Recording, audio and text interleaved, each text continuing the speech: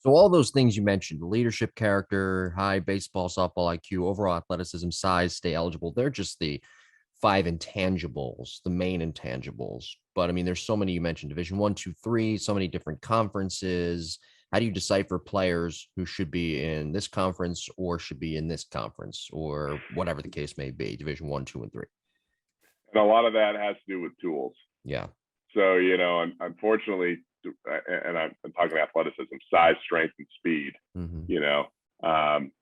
can you play? Look, if you're playing shortstop at a Power 5, if you're playing shortstop in the SEC and you only throw the ball 80 miles an hour across the diamond, yeah, the guys that really run in that conference are going to beat out ground balls. Sure. So do you have elite footwork to get the ball so you can make up for lack of arm strength? So, usually that's tools, that the tools kind of dictate what level of conference or division you're going to play. How big, strong, fast are you? Yeah, you're not why are very those big. How come those tools don't translate into like constant draft picks though? You would think if everybody went to the SEC, for example, played in the SEC with all these tools, how come they're all not getting drafted? Because they're not all gamers. So you have players that analytics will say that gamers don't exist. Yeah, but you have God. So you have that kid. We'll talk about the same kid that's 80 across the diamond, right? Mm-hmm. He has no chance the SEC.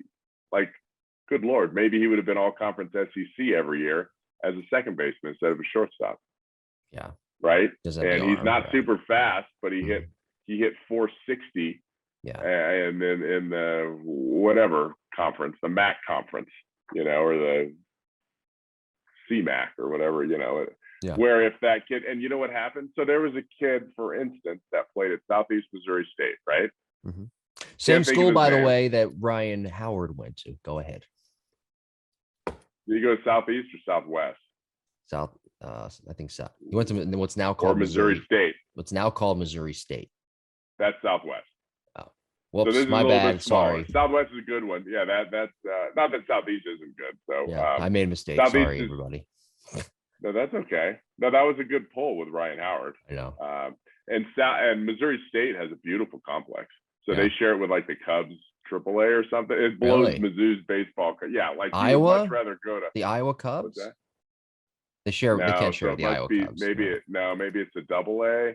Maybe. I don't know what it is. It's a beautiful ballpark though. Yeah. And South and Missouri State gets to use it. Like, I mean, it's a gorgeous ballpark. That's a recruiting tool right there. Huge recruiting tool. Look at our ballpark here, kids. Yeah, and so they'll get better players than Mizzou will get because people are like, dang, this is a really sweet complex. Yeah, it's like, damn, look at that complex. Yeah, right. I'm gonna be better.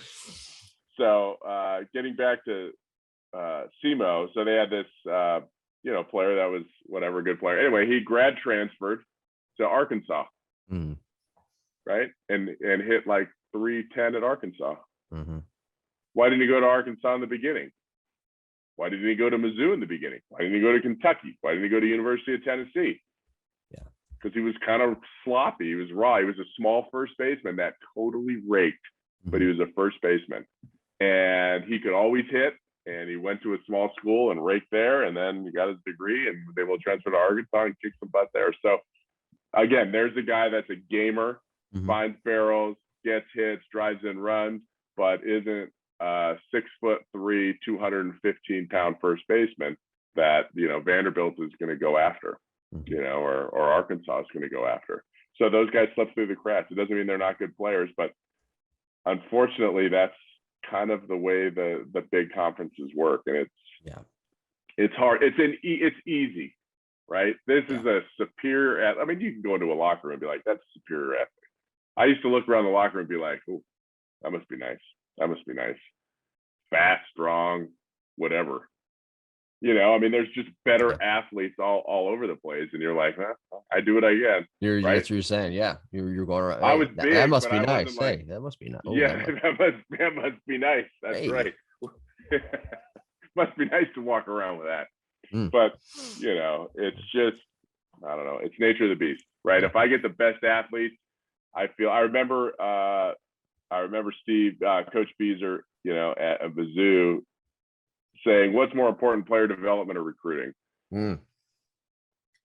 Right. And I was like, oh, player development, because that was my job, Right. And Lance was like, recruiting is way more important. And, recruiting is very important. So but after player you, development. sorry, after you answered that on the interview, right? Yeah. That's a question you answered on the interview. Yeah. Yeah. So after you answered that, at the end of the interview, did you say, honey, I got no shot at getting that job? I was completely wrong. Or did they tell you that afterwards, after the fact? No, they didn't tell me I was wrong. I was right. Player development at a place like Mizzou is way more important because Okay. you don't get 5-star recruits or Well, 4-star who told you recruits. were wrong then? Oh, no one. No one told me I was Okay. wrong. Right. No, he asked us both. He says, what's more important? And our recruiting coordinator was like, well, recruiting is. And I was like, well, recruiting is important, but if you don't have a good player development to take a 2-star athlete and turn them into a 4-star athlete in 3 years, then, if this was Arkansas, recruiting is more important. Right. Recruit the best, let them play, put them in a good environment.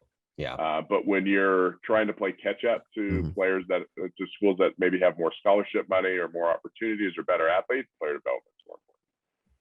All right, let's get to our listener question. Good stuff. But recruiting is really important. Yes, it is. Yes, it is. I hope we answered everybody's.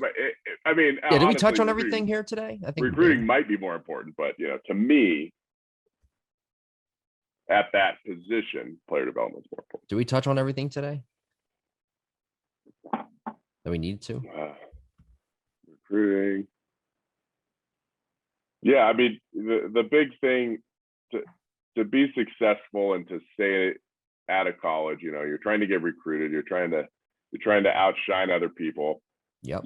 Perform and work hard and be a good person, because coaches notice that. And coaches don't just show up to games and see you play. Oh, they look really good on the field. They're talking to other people. They're talking to, other coaches you've played for. Maybe not this year, maybe the year before in that organization. Well, they didn't show up to practice. They kind of just relied on their tools. They weren't a hard worker. They weren't working extra. Okay, that plays, that's not good. Yeah. I mean, I remember when I was at Mizzou, we had certain guys that came in and worked extra all the time, and we had certain players that needed to that never did. Right. Like that started when they were in 8th grade. Yeah. That didn't change. So, I was back and the softball class we had this week at the lab was awesome. The girls, they worked their tail off. And not only they worked for an hour and a half working with me, they were doing defensive work out on the field before they came in to hit. Like they're working on their throwing, they're working on their defense, they're working on their agility on a Tuesday. Yeah. And I made the joke, because there's a house for sale by the lab. I made the joke that maybe you guys should buy that house because you spend so much time out here working. It's funny. And trying to get better. Yeah, they actually wanted me to buy it, but I just flipped the switch. Too expensive. We don't have enough subscribers on the YouTube page. No, see, we blame this on the audience and the subscribers to buy it. This is on you. Ep can't buy a house because of you people. Yeah. My kids are sharing. They share the garage. Yeah. Yeah. And That's dirty bathrooms. I have a space heater and a dirty bathroom. Yeah.